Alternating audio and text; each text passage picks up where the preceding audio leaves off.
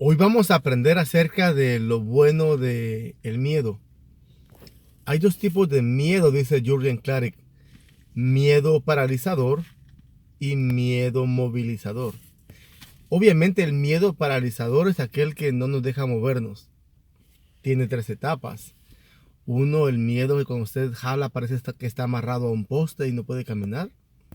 Dos, el otro miedo que lo hace discutir con él una y otra vez, negociando con el miedo si puede hacerlo o no, y se le va la vida así. Y tres, el llevar al miedo donde vayamos, porque vamos a tener miedos toda nuestra vida. Por eso lloramos cuando nacemos y por eso tememos morir, porque o no sabemos bien a dónde vamos o tememos por la gente que se queda detrás de nosotros. Pero les dije que habían dos miedos, el miedo paralizador y el miedo movilizador. Por ejemplo, si alguien tiene miedo de salir a la calle a trabajar porque hay frío, debe de comparar el miedo a que su familia no tenga para comer. Así es que sale al frío, aunque tenga miedo del frío, de la tormenta de nieve, porque su miedo a que la familia no tenga para comer, a que le quede mal a su esposa y a sus hijos es mucho mayor. Así que es movido en realidad por un miedo que lo lleva a un compromiso más allá de aquello que lo asustaba anteriormente. De la misma manera, los miedos nos movilizan a nosotros para no quedarle mal a nuestra gente, para no quedarlos mal a nosotros, para ser congruentes con lo que nosotros decimos.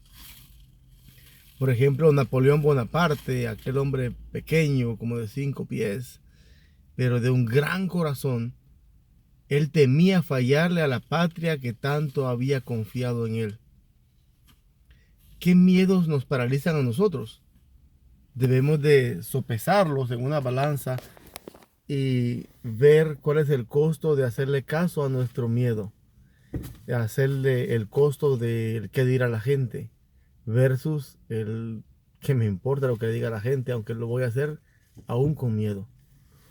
Yo recuerdo que el año pasado fui a un lugar, a un lago, y había una roca grande, bueno, más que una roca, era un lugar como de una caída como de 15 metros.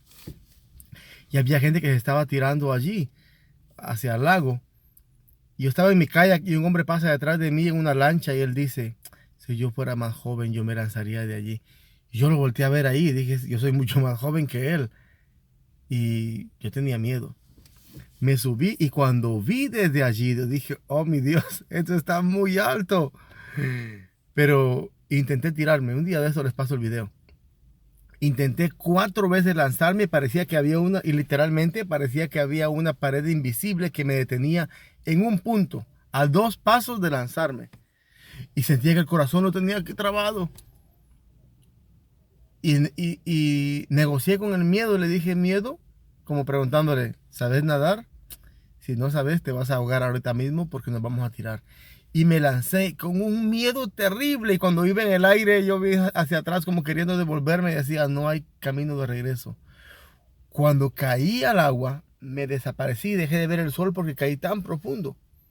Luego había que nadar otra vez a la superficie y nadar a la orilla. Fueron 4 miedos. Lanzarme, ir en el aire, desaparecerme dentro del agua y nadar a la orilla. Fue muy, muy terrible.